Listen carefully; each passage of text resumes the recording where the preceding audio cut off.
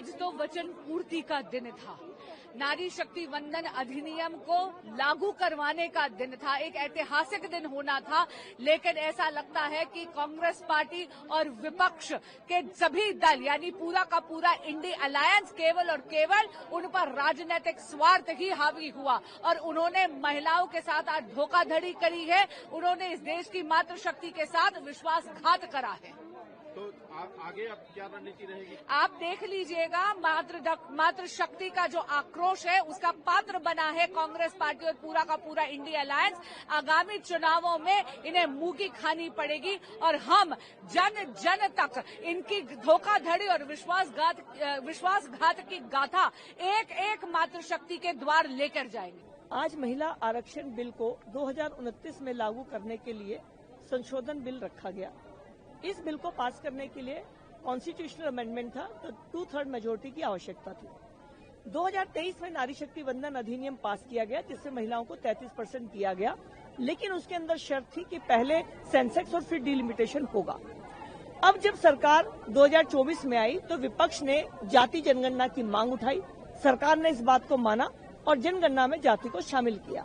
अब इतने बड़े देश में जाति के साथ जनगणना और फिर डिलिमिटेशन में समय लग सकता था, लेकिन सरकार की इच्छा थी और प्रधानमंत्री जी का कमिटमेंट था कि 2029 में महिलाओं को 33% आरक्षण मिले, तो उन्होंने आज इस संशोधन बिल को पेश किया। लेकिन कांग्रेस ने हमेशा की तरह अपने सहयोगियों के साथ अनेक इस तरह की मांगे रखी जिसको केंद्र सरकार ने मान लिया, लेकिन उसके बाद भी उन्होंने इस बिल के खिलाफ वोटिंग करी और 2/3 की मेजोरिटी न होने के कारण ये बिल, जिसमें कि महिलाओं को आरक्षण लागू होना था, वो गिर गया और देश की बहनों के साथ ये बहुत बड़ा आज धोखा हुआ है। See, it shows how Congress or India Alliance, how they are, and they are totally against women reservation and delimitation, which is useful for the country and which is useful for the women of the country. And I don't know, maybe they are not interested in protecting the women or encouraging the women. And you have seen Rahul Gandhi ji's also, you have seen his speech there. And I can, I call him, he is called our Modi ji as a magician, but I can call him as a joker. That's it. Does the women give befitting reply to the opposition? Yes.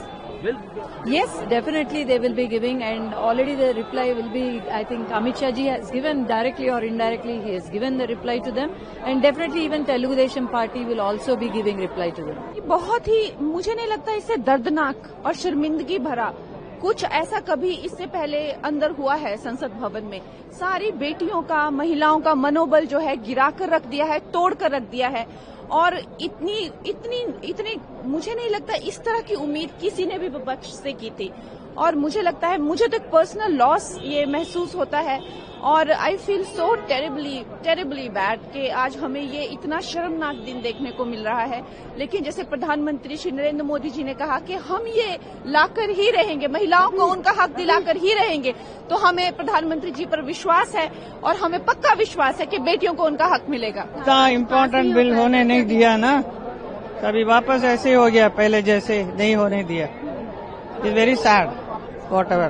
Parliament का अंदर हुआ है, parliament का अंदर आज क्या क्या बयान दिया है, महिला विरोधी बयान दिया है, ये बिल का विरोधी बयान दिया है।